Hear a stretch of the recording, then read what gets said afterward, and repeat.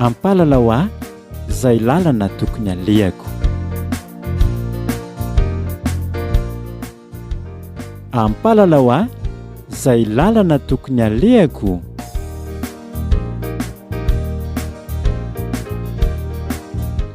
Fandaharana totosainy vondrona mifampitantana eto amin'ny radio Vaovao Mahasoa.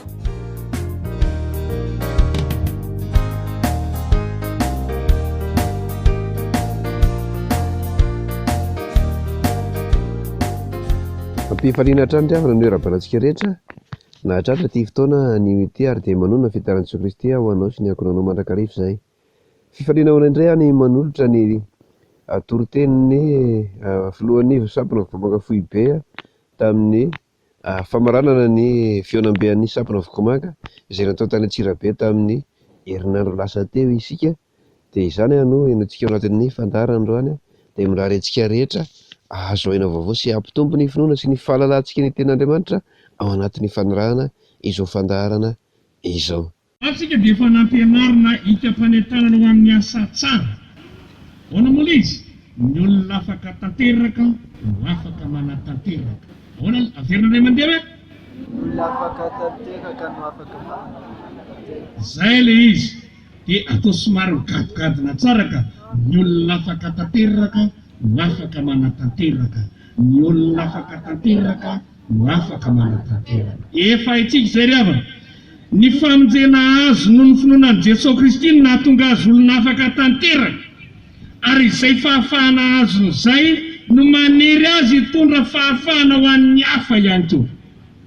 Dia malo moa dia efa nampiarina avy hatrany izany fandraisana anjara hitondra fahafahana ho an'ny hafa izany tamin'ny alalan'ny fiarahametana nitondra anjara biriky tao anaty valopy tamin'ny tanany fanoremina ny trano fiangonana any Ambatolaza Tsangam-Bato ny Jobily fa 50 taona ny sampana vokovokomanga Ivitsikely. Tena faly be isika mianakavy fa afaka nanatanteraka izany asa tsara izany. Tsarovany fa tsy ampy ny indray mandeha dia mionona fa ny tena ilaina ny mifampandinika mba handroso bebe koa. Ary izany ny tena kristianina tsy toy ny efa tanteraka sahady, tsy toy ny efa nahavita sahady, tsy toy ny efa afa-po sahady, fa mbola miezaka mitombo bebe kokoa, miezaka handroso bebe kokoa. Dia ahoana ary no ahatarana izany? Mazava riavana ny afatreto, mila mifampandinika, mila mifampihevitra, mila mifampiresaka, mijerina tsy prian-javatra. Ao ny sakana, ny mila tsaraina, ny tokony ampitomboina, ny tokony esorina sy ny sisa sy ny sisa. Zany rehetra zany natonga antsika andao ifampandinika aloha. Ny epistilo an'ny Hebreo moa nitondrana ny afatra izay mamarana ny feonambe fahafito zao aty Antsirabe zao. Epistilo nosoratana ho an'ny jiosy mifikitra mafy amin'ny lalàn'ny Mosesy io nefa efa mino an'i Kristy. Ka voatery ny mpanoratra nanao fampitahana an'i Kristy amin'ireo fikirany jiosy fatratra ireo. Eto amin'ity Hebreo 10 ity dia efa miatra ny fanenjehana ireo kristianina ka manantanina ny fiamorana anaovana tsinotsinona ny famonjen'i Kristy. Androdanina izay kely efa najoro.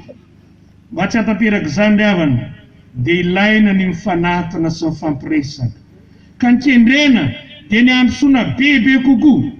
Ary ireo nisongadina amin'izao andin-tsoratra masina izao manao hoe areo ka isika ifampandinika ampandroso ny fitiavana sy ny asa tsara. Inona ary ny atao? Izay no valitsika voalohany. Inona no atao? Mazavana mba reto andeha ifampandinika. Aoka isika ifampandinika. Fantatsika rehetra izay efa nianatra tany am-pianarana riavana fa ny fototeniny fampandinika dia dinika. Ary dinika io nahazona ny teny hoe madinika. Milaza ny riavana fa ny fampandinika dia miara mijery ny lafiny hatramin'ny madinika indrindra.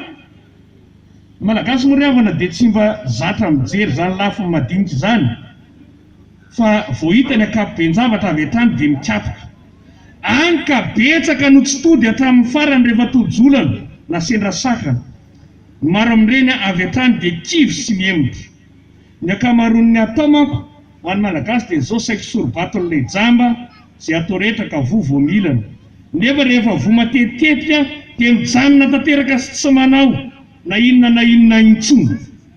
Fa eto ry havana, voasoroka zany. Raha misy ny fifampidiniana nijerena tamin'ny lafiny madinika indrindra, talohany nanaovana ny asa. Ny dika teny maro antikana ty baiboly ity dia mandika iteny hoe fampandinika io amin'ny mifampihevitra. Zany tena nantikany maro azy. Ao koa milaza hoe aoka samy tandrina ny andaniny sy ny akilany. Ny fampihevitra dia fanesorana amin'ny fitiavan-tena, fa mampitodika anao ny hafa ao mihoatra noho ny tena, ary za mihitsy nataon'i Kristy fa nofoanany ny tenany tamin'akany ny endriky ny mpanompo sy nahatongavana manam-pitoviana tamin'ny olona. Filipiana 4:7. Dia avy eo mazava ny tenin'ny Paoly amin'ny Romana 2:7 fa Kristy aza tsy nitady izay hahafaly ny tenany. Toy izany koa ny kristianina fampihevitra izay ampirisihan'i Paoly apôstôly hoe ary aoka isika rehetra samy hitady izay hahafaly ny namantsika amin'izay ahasoa sy hampandroso azy. Manaraka izany ny hoe aoka samy hitandrina ny andaniny sy ny akilany indray dia fitaomana ny tsirairay ao anatin'ny fiombonana samy andiny teny. Rehefa vakina ny 5:20 izay manaraka ty 5:20 ity dia fiangonana mihitsy ny resahana. Aza mahafoy ny fiarahantsika miangona. Fiangonana mihitsy zany ny taonina samy hitandrina amin'ny ataony avy sa mandrava ilay fiombonana ao amin'ny fiangonana.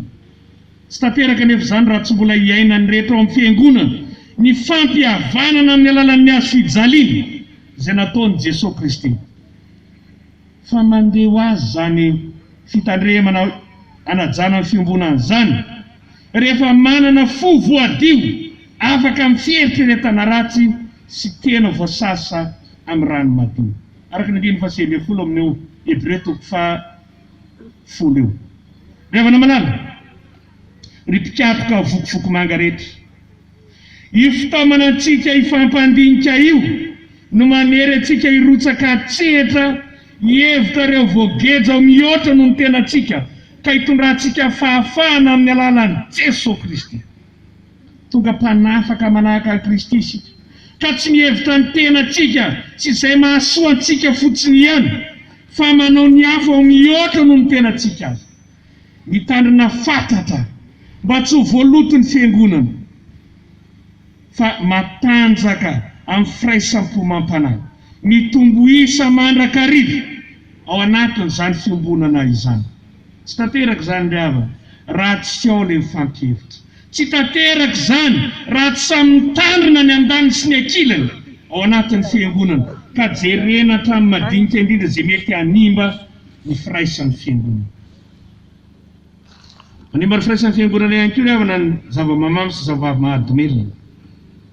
Fantatsika rehetra tsara fa tsy mety fampidiniana mihitsy ny mamilava ary tsy hita mihitsy izay fotoana ahafahana mifampiresaka aminy na dia eo aza netaeta hifampihevitra.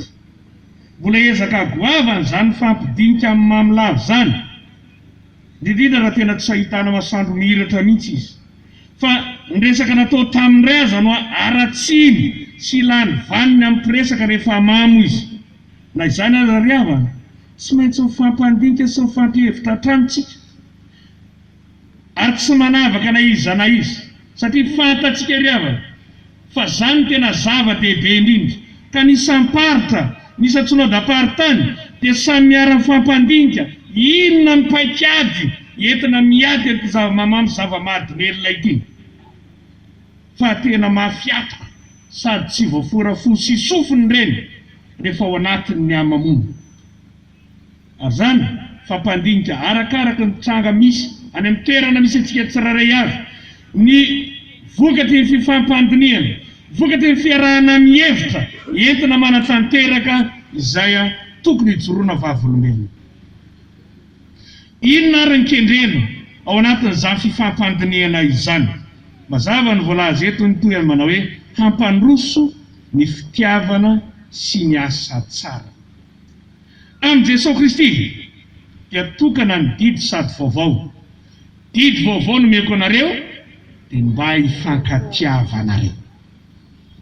Zao ny toko 10:4 tsy mora mandrakariva ry havana ny miazona izany fankatiavana izany, koa ilaina hatrany ny mifampievitra ampahatanjaka sy ampahery amin'izany fankatiavana izany. Jerena avokoa ny lafin-javatra rehetra sy ny toe-javatra rehetra hatramin'ny madinika indrindra mety hanimba ny fankatiavana. Tsy andrasana hoe efa rava ilay fankatiavana voamelona indray, fa ny hita amin'ny ankapobeny rehefa rava ilay fankatiavana tsy velona intsony fa tena rava tanteraka tokoa, na miara-miaina ny fiatsaram-belatsisy na anara-tsy very ilay fiambonana na ilay fiangonana. Ary io havana teto tsara fa hatrany edeny Satana nefa nijoro hanimba sy hanrava ny fankatiavana tamin'ilay fankatiavana voalohany. Noravany aloha fankatiavan'Andriamanitra sy ny olona, dia avy eo nikorontaniny ihany koa fankatiavana Damaseva fa nanomboka ny fanometsiny, dia nampifamonoany iray ireo zanaka voalohany teto ambonin'ny tany dia Kaina sy Abela, ka nandositra ny tavan'ny ray aman-dreny ny Kaina. Rava ny fankatiavana teo amin'ny mpianakavy, rava ny fankatiavana teo amin'ny ray aman-dreny sy zanaka. Tatsika amin'izany ry havana, Satana ny fahavalon'ny fankatiavana voalohany indrindra. Noho izany mila mailo mandrakariva isika manoloana ny fanakorontanan'ny Satana io fankatiavana io. Marefo dia marefo io fampidiniana ampandroso ny fitiavana io eo anivon'ny mpianakavy, fa matanjaka be ankehitriny ny samy maka ho azy amin'ity firoborobon'ny teknôlôjia ity. Manahirana izy io ry havana, ao ny Facebook ny jeu ny internet zany ry havana miroborobo ankehitriny izay manimba ny fankatiavana. Hoe mpandinika izany faravan'ny fankatiavana izany, mahagaga ozy izy fa marobe ny amiany, izay mihitsy le teny ao amin'ny Facebook fa ny vadiny sy ny zanany tsy amiany. Zany ry havana tena mampieritreritra zany, aika izany efa manomboka mahadomelona koa zavatra eny am-pelantanany ity, satria zany ny zava-misy, ary tena misy zany, tena misy zany, tena misy zany. Dia naoparina dia samy manany amiany, ny ato manany ny amiany dia efa miresaka aminazy any, ny anankiray koa manany ny amiany dia miresaka amin'ny anazy any, nefa ny eo samy eo mpandrina. Fandrina ray ampieritreritra ry havana ary tena manimba zava. Zany dia efa lalana manimba tsikelikely ny fifankatiavana. Tatsika amin'izany ry havana, ary dia fampieritriretana io, mila mifampandinikitsika, mila mifampiresakitsika, mila mifampievitsika raha te hampandroso an'izany fankatiavana izany. Manaraka izany, izay rehetra nandray ny famonjen'i Kristy dia voaforona tao amin'i Kristy Jesosy mba hanao asa tsara. Tsy isika ry havana mihevitra izay asa tsara tokony ataontsika, fa Kristy namonjy antsika mampanao izay asa tsara tiana ataontsika eo anatrehany. Fa maritra tanteraka amin'ny famonjen'i Kristy zany no fanaovantsika asa tsara. Ka ny fifampidiniana na fifampandiniana ampandroso izany asa tsara izany na ampatanjaka amin'izany asa tsara izany dia mifamafitra tanteraka amin'ny fitezana sy ny fandresen-dahatra iompiteniny isan'andro amin'ny Kristy. Tsy ny asa tiantsika atao ao amin'ny fiangonana sy ao amin'ny fiarahamonina no asa tsara, fa tokony ataontsika arak'izay asain'i Kristy ataontsika. Fa raha ohatra ka ny tiantsika atao no atao eo, tsy ahazo fankasitrahana avy amin'ny tompo sika. Ary zany nahatonga ny tompo ampitandrina hoe maro no anao amiko hoe tompo, tsy efa naminany tamin'ny anaranao va izahay, tsy efa namoaka deminy tamin'ny anaranao va izahay, tsy efa nanao asa lehibe tamin'ny anaranao va izahay, tsy efa nanao asa lehibe maro tamin'ny anaranao va izahay. Ary dia ambarako maromarina hoe tsy fantatra akory ianareo hatrizay miala amika anareo rehetra mpanao melaka. Mateo 7:1-2 sy 2:2. Eo ry havana, tena betsaka tokoa ny asa vita fa tsy nankasitrahan'ny tompo, satria tsy araka ny sitrapony ny maro tamin'ireny na izy rehetra mihitsy azy. Magaga ry havana ilay tany saina eto tena tonga nanamerina hoe tsy efa nanao asa lehibe maro tamin'ny anaranao va izahay. Nanao tokoa, tena niezaka tokoa, fa tsy araka ny sitrapon'Andriamanitra. Ary eo indrindra ry havana, mila fampandinitra. Ahoana nanatanterahana le asa tsara dia le asa namboarin'Andriamanitra raha teo andehanantsika eo aminy. Ahoana ny fomba atanterahana an'izany? Fampietreretana ry havana ao anatin'izay ihany. Be dia be ny olona mafana fo, fa eo amin'ny fanampony ny tiany ataony no ataony fa tsy ny tokony ataony. Tantara anankiray maromony ankizy dia nikodika amin'ny ankizy ihany ao anatin'izany tantara izany. Koa dia zazalahy 13 taona, fa dia tena tsy laitra irahana fa ny tiany ataony no ataony.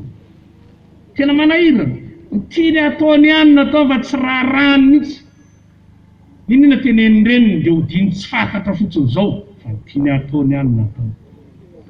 Fa ndray maraina gaga ny reniny, andeha hifoha maraina andro vary satria ikoto mbola andeha hianatra. Gaga ny reniny fa ikoto efa mahandro vary ary efa mandroatra ny vary. Ay efa nahandro vary ianao? Ozy reniny, efa nahandro ary neny aho. Efa ahoana? Fa ndray zany hipetraha ianao roneny ozy izy fa hitantara zavatra aminao aho. Ary tena namperitreritra ala izy aho, dia izay no nanapahako hevitra hifoha maraina. Tantarao anaka ozy ny reniny. Tsy zany roneny fa izao ozy izy. Nanofy aho. Rehefa nanofy aho dia nanoteta amin'izany lalana mahitsy zany, ary tena mahitsy be ilay lalana. Tena mahafinaritra ilay izy. Saingy izao, eo amin'ny faran'ny lalana misaraka roa mazava tsara. Dia misy soratra hoe ho any amin'izay tiana atao. Ny anankiray ho any amin'izay tokony atao. Tonga dia faly be izy. Ho any amin'izay tiana atao tiana alehako. Ay, lasa izy nandroso. Rehefa nandroso kelikely izy dia nahita tovolahy anankiray tovitovy taona aminy, mitondra baolina anankiroa trotrona, baolina anankiray dakany eo ambany eo. Zaho izy aralalao baolina amin'se. Lasa lahy mandeha anao izy le mitondra baolina. Iny le dakany eny ange ny rahantsika amin'ny lalao e. Lasa lahy mandeha anao selaka e dakako. Efa maninona anao ny raha tsy toetra an'izany kay? Tsy raharahan'ny lahy zany ozy. Efa maninona kay? Zany le tiako atao aho. Tsy miteny tsotro. Ay ve zany ny fiainana aty. Zany ny fiainana aty. Dia nandroso kelikely izy dia avy ny orana. Rehefa avy ny orana nisy rangahy anankiray, vibina elo anankiray ny tanany, manao imperméable ary mielo. Lasa izy tonga dia nisitrika teo. Mialanla izy le rangahy lehibe. Lena ako izy, karaha raha io kinona na lena azy alahy. Alao hialika eto aminao tompoko izy fa tena lena. Tsy rarako le fa mialanla. Efa ahoana e? Zany le tiako atao aho. Tonga saina ihany izy. Zay zany mety. Rehefa nandeha izy nandeha any dia nona be. Rehefa nona izy dia mahita olona misakafo eo velany eo amin'ny lavarangana. Eo no misakafo. Dia nanatona teo izy zany tompoko nona mba mena kely. Nalain'le olona le ambombary tonga dia nararany teo amin'ny elika dia ozy eo lahy mihinana. Efa ahoana kosa ianao manao an'izany e? Efa hoe nona dia maninona nararako hoe dia ozy eo lahy mihinana e? Efa maninona kainareo manao an'izany dia zany le tiana atao aho. Dia ozy izy tsy mety zany le aty fa aleo miverina. Miverina ary amin'le sampanana anankiray rivo ohatran'ny mahalasa eritreritra be izany. Na dia reraka aza, na dia nona aza, na dia lena aza ny akanjoka hiverina. Verina izy. Lasa amin'izay izy mizotra makany amin'le ho any amin'izay tiana atao. Izay tokony atao. An'izay tokony atao azafady. Ho any amin'izay tokony atao. Ary fantako tena mifantoka tsara nareo. Lasa tany amin'ny tokony atao, vao nandroso kelikely izy. Tena reraka. Dia ozy izy le olona, orlay kely a. Avisy e. Fa ahoana tompoko? Hitako tena nona be mihitsy se io. Eny tompoko tena nona be a. Ay, mandrosa ty ozy izy dia ato misy azoko mena se any dia omeko. Dia nomeny. Dia amin'izay izy, gaga be izy, dia ninana. Voky soma tsara izy. Saotra betsaka tompoko. Ozy izy, inona nisy soranse anay e? Fantatrao nga za? Ozy izy, tsy fantatro ozy le ramato. Ka maninona nomenao aniny? Ka tokony ataoko zany ozy izy dia ataoko aminao. Hay, saotra tompoko dia lasa izy nandeha. Rehefa nandeha kelikely izy dia nisy ny antso azy indray. Orlay kely avy se aty. Ary mando be reny akanjo se reny eny tompoko le naniorana dia mando be. Hay, avy ary se aty. Jereo amindreo zay atonina se dia soloa rehefa marary amin'ireny se. Nisory le akanjo dia nijereny teo zay atonina anazy dia nanaovany. Saotra betsaka tompoko ozy izy. Dia angatsy hoetiny se le akanjo se lenareo. Aizy entony reo fa akanjo se nareo dia ahoany reto ozy izy omena se reny ozy izy. Fa nga fantatrao atompoko no tsy fantatra. Ka anary nomenao ana reto ka tokony ataoko zany ozy izy dia ataoko any se. Ay, saotra tompoko izy. Lasa amin'izay izy dia saika midi taita tampoka izy izy eo tandrina ihany. Ka izy vao tonga saina hoe ay, tokony ataoko zany zao ny maninona ny fomaraina. Tokony ataoko zao ny fomaraina dia andro hanina. Dia lasa izy ny fomaraina dia nahandro hanina. Saotra n'Andriamanitra ny reniny. Saotra n'Andriamanitra ny reniny. Bitsika ny fanavy aminao zany ry anaka fa zaho zay efa tsivy mihitsy. Fa hay tena in'Andriamanitra ny mandresy lahatra anao saotra anao ny amin'izany faharesen-dahatra izany. Mila mifampandinitsika hampandroso ny asa tsara. Tsy ny tiantsika atao no atao amin'izany asa tsara zany fa ninona tokony ataontsika eo anatren'Andriamanitra. Dia izay namboarin'Andriamanitra melo andehanantsika eo aminy. Ry hava-manala, izay hampandroso ny fankatiavana sy ny asa tsara mandrakariva, zany ny tokony ataontsika. Tsy mora nefa zany ry hava, tsy mora zany, fa efa fantatsika rehetra tsara amin'ireny fifaninanana ireny azy miteraka faravan'ny fankatiavana raha vao tsy mifampandinika.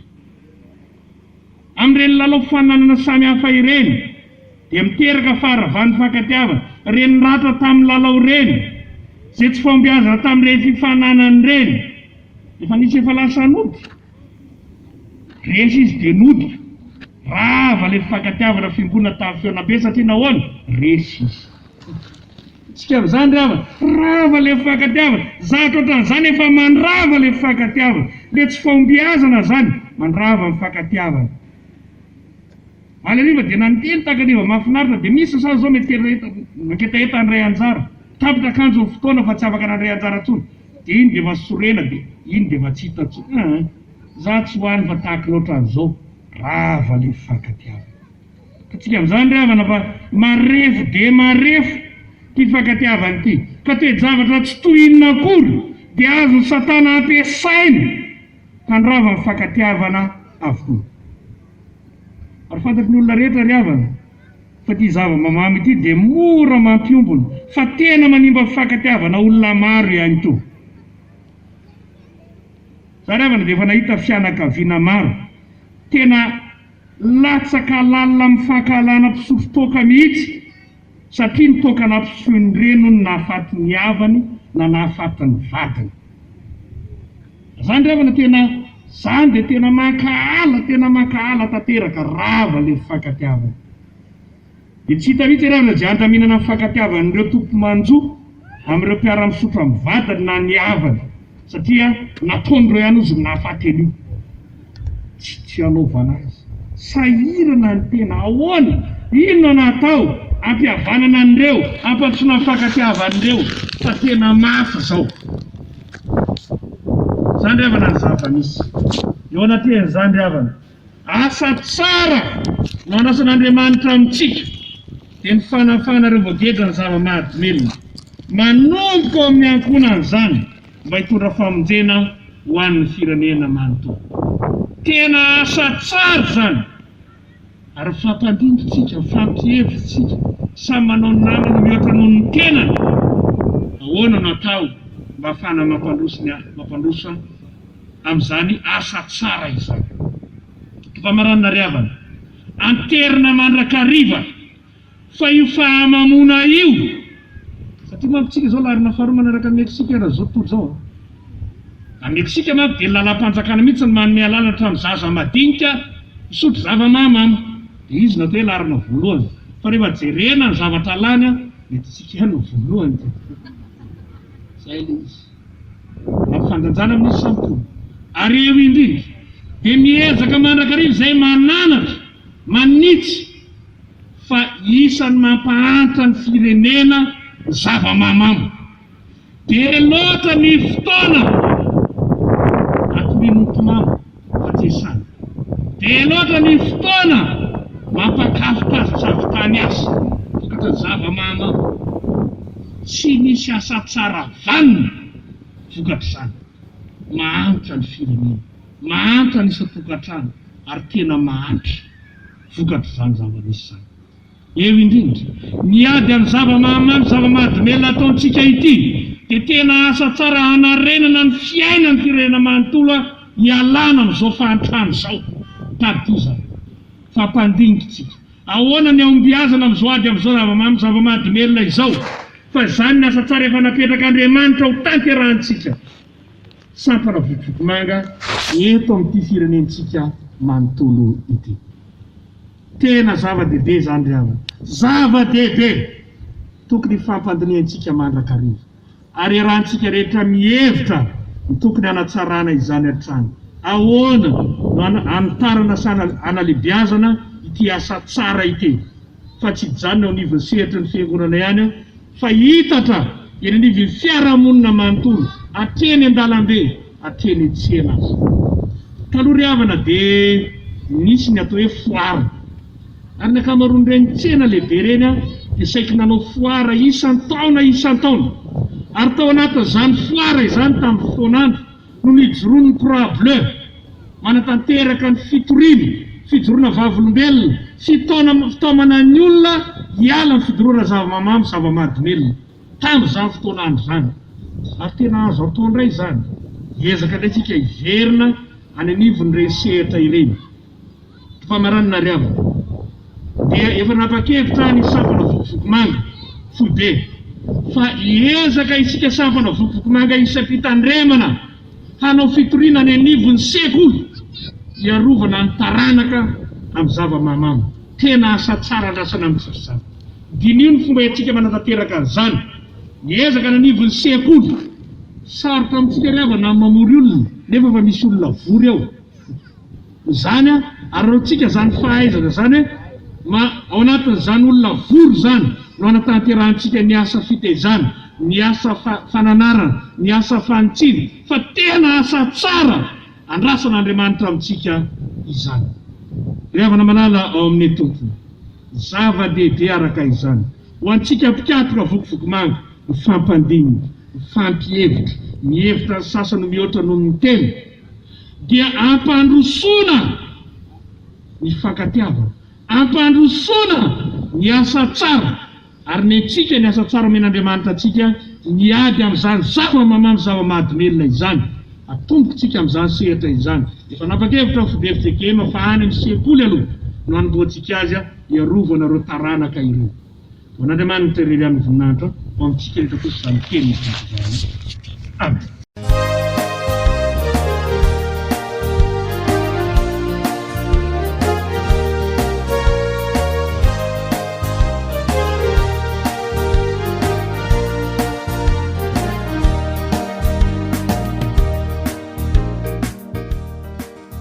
ampalalao aho izay lalana tokony alehako ampalalao aho izay lalana tokony alehako